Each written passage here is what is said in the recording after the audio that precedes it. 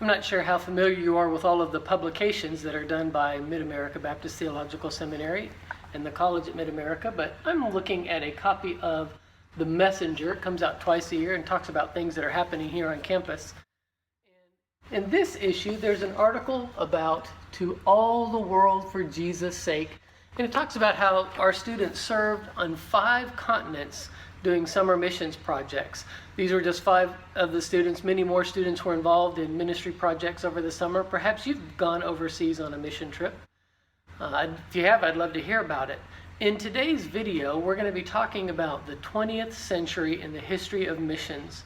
And one of the things that really impacted the globe and continue to have an ongoing impact was the student volunteer movement. So that's where we're going to be starting in our look at the history of missions in the 20th century.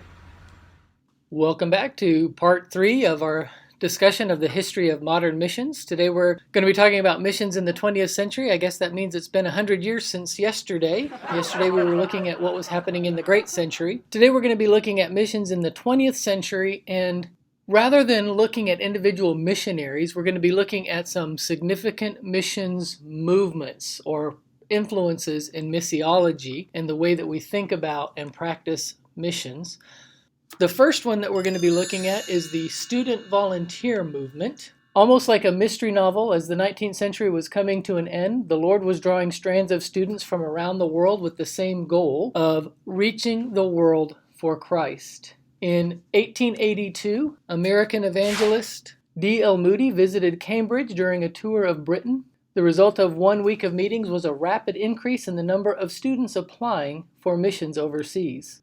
At about the same time, there was a growing interest in a new mission, the China Inland Mission that we talked about yesterday, being founded by J. Hudson Taylor. 7 outstanding students, known as the Cambridge 7, applied to the China Inland Mission, and before their departure for the field, they felt led to travel and share their vision with other students. These were well-educated, wealthy, upper class. They were well known throughout the country, and it caught the world by surprise that they would put everything that was available to them on hold and go overseas for missions purposes. Meanwhile, in America, John Mills, the son of a congregational ministry whose mother had consecrated him as a child to serve God as a missionary, was converted during the Great Awakening, and a commitment to world evangelism was an integral part of his conversion. He enrolled in Williams College and was part of that Haystack prayer meeting that we talked about yesterday. And then, in July of 1886, at the invitation of D.L. Moody, 251 students gathered at Mount Hermon, Massachusetts for a month-long Bible conference with an emphasis on world evangelization. A man by the name of A.T. Pierson spoke, and out of his message, a group of students were captivated by the thought of the evangelization of the world in this generation. As a result of the meeting, 100 students volunteered for overseas missions. The foundation of the student volunteer movement were laid that summer, and the movement formally organized in 1888, with John R. Mott being named the chairman of the student volunteer movement. Mott never served as a missionary, but he became one of the most powerful influences on missions practice in the 20th century. He turned down wealth and prestige to give direction to the movement and traveled the globe, enlisting thousands of students to volunteer for mission service, having them sign a declaration card saying that they would serve the Lord overseas. By 1945, over 20,000 such cards had been signed. The purpose of the student volunteer movement was fivefold. There are 5 parts of their purpose. First, they wanted to lead students through a consideration of the claims of foreign missions upon them personally as a life work, to actually stop and say, Lord, is this what you have for me? Rather than waiting in case randomly some students might be called into missions, their goal was for every student in America, every evangelical student in America, to stop and ask, Lord, is this your call on my life? To foster this purpose by guiding students who become volunteers in their study and activity for missions until they come under the immediate direction of the mission board. So they wanted to lead students to have a better, deeper understanding of missions and prepare their hearts, minds, and lives for the possibility of serving overseas. The third purpose was to unite all volunteers in a common, organized, aggressive movement, not in the sense that they would do away with all of the individual mission agencies, but that they would all be united under one banner of students going to reach the world with the gospel. Fourth purpose was to secure a sufficient number of well-qualified volunteers to meet the demands of the various mission boards. So as needs became apparent on the field, as mission agencies noticed where they needed to send missionaries and began to come up kind of like with a job description of who they were looking for, they would go out and specifically enlist people to fill those needs. And then finally, their purpose was to create and maintain an intelligent, sympathetic, and active interest in foreign missions on the part of students who were going to remain at home in order to ensure the strong backing of the missionary enterprise by their advocacy, their gifts, and their prayers, to make sure that somebody was in America praying for, funding, and guiding the missions program. Over time, however, the purpose of the movement was diluted. In the words of Dr. William Beam, the emphasis shifted away from Bible study, evangelism, life work decisions, and foreign missions obligation to an emphasis on new issues such as race relations, economic injustices, and imperialism, and the rise of the social gospel removed the sharp distinction between Christian America and the unevangelized world. Keep in mind that factor in the decline of the student volunteer mission. I think you're going to hear it 3 or 4 more times today. The second major wave of missions philosophy or emphasis that was hitting the world in the beginning of the 20th century were the international missions councils, which began with a World Missionary Conference in 1910. In 1806, William Carey had proposed an international and interdenominational World Missions Conference, and in honor of his request, 100 years later, a meeting was planned in 1910 in Edinburgh, Scotland. In direct preparation for this meeting, surveys were sent to all field missionaries to determine cooperation and unity with other societies.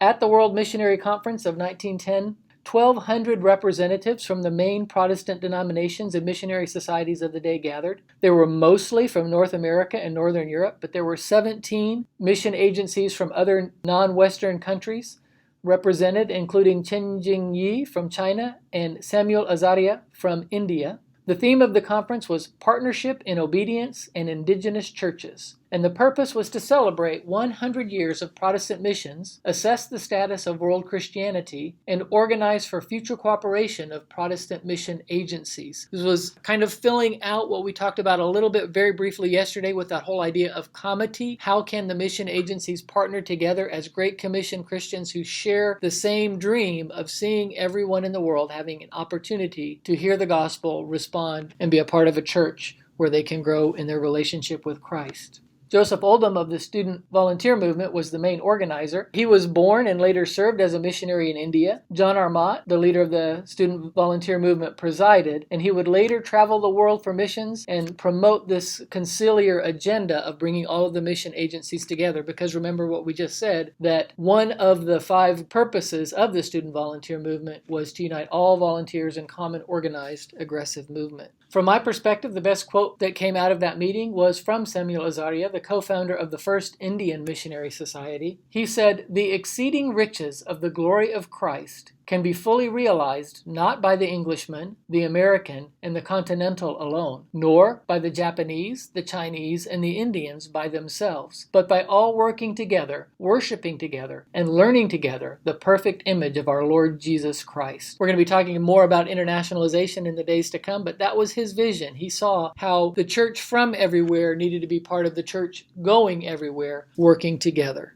The key outcomes of the conference were that national churches had authority and independence to develop local churches and partner with Western groups and with their own churches. There was a recognition of the church's missionary role. There was a recognition of the urgency and passion for the task ahead, unity concerning the task, and a plan for future consultation to ensure progress through the Continuation Committee, which was delayed by World War I, but eventually led to the founding of the International Missions Councils, the first of which occurred in 1921. The Continuation Committee from this Edinburgh conference in 1910 met 4 times between 1910 and 1914. John R. Mott traversed the globe to forge relationships and encourage national councils, and during this time, national councils were created in India, Japan, and China, and missionary councils in Great Britain, Denmark, the Netherlands, and Sweden. So over the next 40 years, the IMC, or International Missionary Council, sponsored many conferences and published the International Review of Missions. Later, it was called the International Review of Mission, Berlin and was run by the World Council of Churches as their academic journal. The IMC brought together national missionary conferences like the Foreign Mission Conference of North America and national Christian councils like the National Christian Council of China, gave them kind of a common united organization that eventually became the World Council of Churches. Sadly, almost immediately, a liberal relativistic nature took over the movement. In preparation for the 1928 meeting in Jerusalem, papers were written, and Nicole Manikol's paper on Hinduism argued that when proclaiming Christ, existing Hindu values could become even better. Temple Gardner spoke similarly about Islam, A.K. Rischauer about Buddhism, Kenneth Saunders on Confucianism. In 1928, the theme of the meeting was understanding world religions, and the decision that they made was all of the religions are okay, and our job as Christian missionaries is to make the Hindu a better Hindu and the Buddhist a better Buddhist. There were voices that opposed that. Robert Oldham and William Patton strove to define Christianity as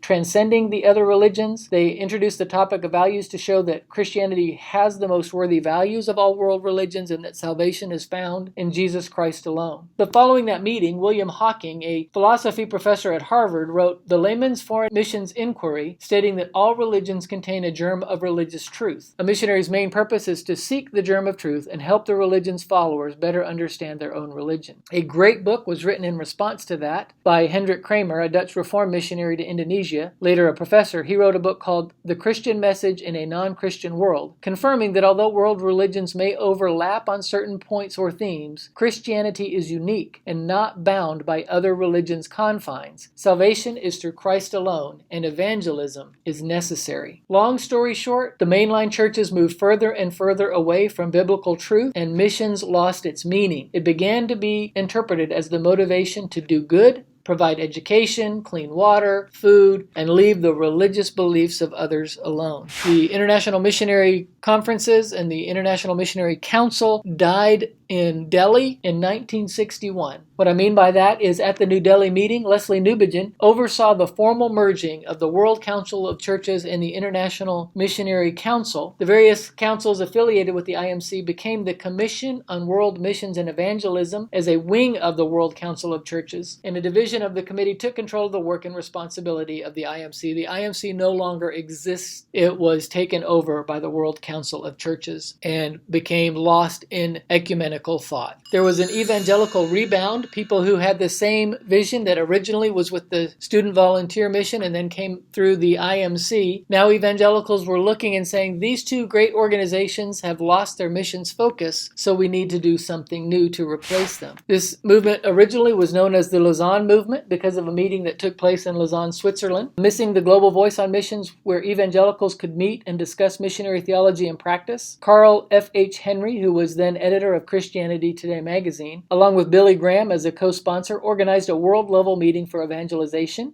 This coincided with a Billy Graham crusade in Berlin, and the meeting came to be known as the Lausanne Conference because that's the city where they met. 2,700 delegates from over 150 countries were invited. The theme was global evangelization, and it echoed back to that original conference in 1910 in Edinburgh. Later, meetings were held in Manila in the Philippines in 1989, and again in Cape Town, South Africa in 2010. While the movement continues to be biblically based, the trend towards social action over the gospel is visible. If you'll check out the website that is there on the screen, you're going to see that more resources are being focused on refugee needs, at-risk children, and creation care or environmentalism than on evangelization and world missions. These ministries are valid, they're even essential, but the trend historically, as we've already seen as we've walked through this, is for churches to become focused on the social gospel, and slowly they lose sight of the biblical gospel. Just to be clear, I want to see these ministries continue. I do believe that part of the gospel is transformation of society and that we have to care for people and not just their spiritual needs. But I also want to yell at the top of my lungs, just don't forget about missions and evangelism. I don't know if you remember from the very first day when we were talking about that pie. If all of the money that's given by evangelical Christians today was divided into 21 pieces as a pie, 20 of those pieces go to social ministry and only one piece goes to evangelism and church planting. What happened to the Student Volunteer Movement, what happened to the International Missionary Council is now, I think, happening again in evangelical circles. And if we're not careful, we're going to be passed by. Another organization that was part of that evangelical rebound that grew out of the Lausanne movement was known as AD 2000. From their own brochure, they explain that at the beginning of the 1980s, researchers reported that more than 2,000 different evangelization plans by Christian organizations and denominations focused on the year 2000. We want to reach the world by the year 2000. So the AD 2000 and beyond movement first gained attention at the International Missions Conference Lausanne II, the one that happened in Manila in 1989, and spread rapidly around the globe to help catalyze all of these different plans. How could they partner together to reach the world by the year 2000? They sought to encourage cooperation in establishing a church within every unreached people group, making the gospel available to every person by the year 2000. Ralph Winter, the founder of the U.S. Center for World Missions and Evangelism, calls the AD 2000 and beyond movement the largest, most pervasive global evangelical network ever to exist. Patrick Johnston, author of the Operation World Resources, writes, "I believe that God has given us the best opportunity in all history to gain a wide level of support among Christians committed to world evangelization in AD 2000 vision." The AD 2000 and beyond movement spread the vision for reaching the 1040 window. If you look at that map on this slide, you see that rectangle. That's the 1040 window, and that represents the part of the globe that is least reached by the gospel. So their focus was in their working with North Africa, the Middle East, and Asia between 10 degrees north and 40 degrees north latitude, where 95% of the world's least evangelized poor were found. The AD 2000 prayer initiatives called Praying Through the Window mobilized over 30 million intercessors to pray for the 1040 window over several years. So what happened to the AD 2000 movement? They did not fail in the sense of they got distracted from their purpose. They did not lose their vision. They did not stop wanting to see the gospel enter every unreached people group. They just got passed by the calendar. So you can't say we want to reach everybody by the year 2000 in the year 2018. So they reorganized under the name Ethne, and as it turns out, the task is still undone. Nevertheless, the goal continues to be a good one. So growing out of AD 2000 ashes came the movement of Ethne, which describes their vision as peoples joining together to glorify God among all peoples. The purpose of Ethne is to energize continuing initiatives among the 1/4 world, or the 27% of the world, which has almost no access to the gospel, by 1, celebrating Great Commission progress amongst the least reached peoples, 2, assessing current opportunities and resources, and 3, accelerating movements to Christ among all peoples. By the end of the 40 years of conciliar missions, a new type of missionary, mission leader, and missions practice began to emerge. The church expanded worldwide, and new venues for dialogue and working together were just beginning. The value and challenge of cooperation and partnership, in spite of ecclesiology, affiliation, and doctrine, eventually made ecumenical and evangelical delineation more marked. It was clear to see who were the mainline Protestant churches that had drifted away from the gospel and who still had a commitment to the truth of the scriptures and the need for personal salvation in Jesus Christ. This opened the way for 21st century missions practice. Clear-cut lines between ecumenical and evangelical missions were clear, and the conference movement set the stage for evangelical conferences that have changed and are continuing to change the face of missions. But the lessons taught by the collapse of the IMC and the student volunteer movement should not be lost on evangelical missions advocates, in my opinion. Other things that were going on at this time that we're just going to touch briefly, I'm just going to run through some lists with you. What happened as a result of World War II? World War II had a huge impact on global mission efforts in the world in the 20th century. There was a retreat of the West, and that's a challenge, not necessarily a bad thing. It was the end of colonialism. All of the colonial powers stopped being colonial powers. People didn't have colonies anymore because of the rise of nationalism and all of the countries getting their independence. In the 40s and 50s and 60s around the globe, we saw new nations emerging or former European colonies becoming independent countries, which in many ways was a very good thing, but it also impacted the way missionaries were being sent out. There was communist expansion and an atheist ideology that was closing off large portions of the world to the gospel, not allowing the free spread of the news of Jesus Christ. Other religions became resurgent as Hindu nations, Muslim nations, Buddhist nations were kicking out the colonialists, just as we saw in the beginning of the colonial period. As their countries were falling to Western powers, they said maybe our gods aren't that strong. As these nations gained their independence, they said let's go back to to the way things were before the colonial powers came here, when we were all Hindus or we were all Muslims or we were all Buddhists. And so those religions had a new breath of life within them. As we've seen through the earlier part of this presentation, Protestants were going astray. They were leaving their foundations. They were leaving the necessary understanding of the gospel, of having faith in Jesus Christ, of the Word of God being true and faithful. And Catholics were also fragmented. They were going in different directions, not getting along, falling apart. A lot of changes came into the Catholic Church through the Second Vatican Council, and so they were losing their focus and also losing their colonies in Latin America. There are also a lot of opportunities that came through World War II. First was there was a post-war surge. A lot of evangelical Christians who had never been out of their county were sent by Uncle Sam or by the British government or whoever as a part of World War II around the globe to see that there were peoples all over the world who spoke different languages, ate different foods, had different cultures, but most importantly did not know Jesus Christ. So a lot of those soldiers came back with a burden to return to the area where they had served in the military, but this time they wanted to go and serve the Lord Jesus Christ.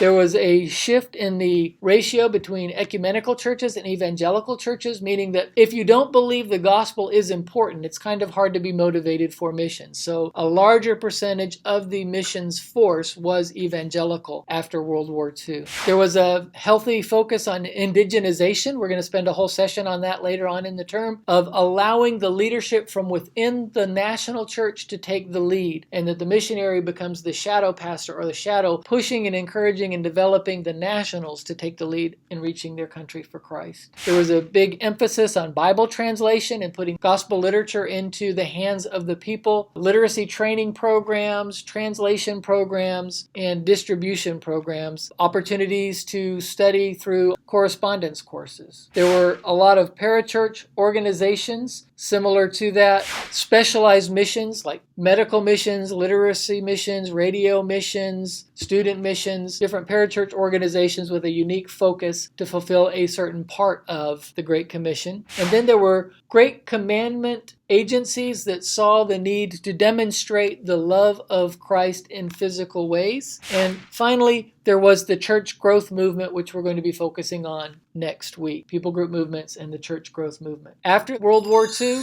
post-World War II, leading into the end of the 20th century, some important things that we've seen develop are modern media and technology. Most people can have access to the Word of God now in their language on their cell phone. They can watch YouTube videos and learn more about the gospel that way. There's more missions theory and teaching happening around the globe, giving more people an opportunity to be a part of what God is doing. There has been the shift from geographical thinking to people group thinking. We talked about, again, the first week of class. Well, what does it mean to go to every ethnic group, to every people group, to every nation, tribe, people, and language? An understanding of that. And then internationalization, which again we'll talk about later, how all Christians can be partners in bringing the gospel to all the lost of all of the world. This next slide is just a picture, as we're coming to a close of our study of history, picture of all of the different denominations and where they come from and how they're related. So you can just pause and look at this if you're interested, but how the early church became the Nestorian church and the Oriental or the Miaphysite or Monophysite churches, how there was the great split between the Catholic churches and the Orthodox churches and the different divisions within them. And then from there, we see the development of Protestantism and thousands of denominations that exist today. So that's just for you to look at. Finally, as I've repeated over and over, we've been going through this very quickly, and I understand that I'm just kind of introducing you to some of the broad strokes. And so here are some books that I would highly recommend to you if you wanted to go deeper in your understanding of the history of Christian missions. I've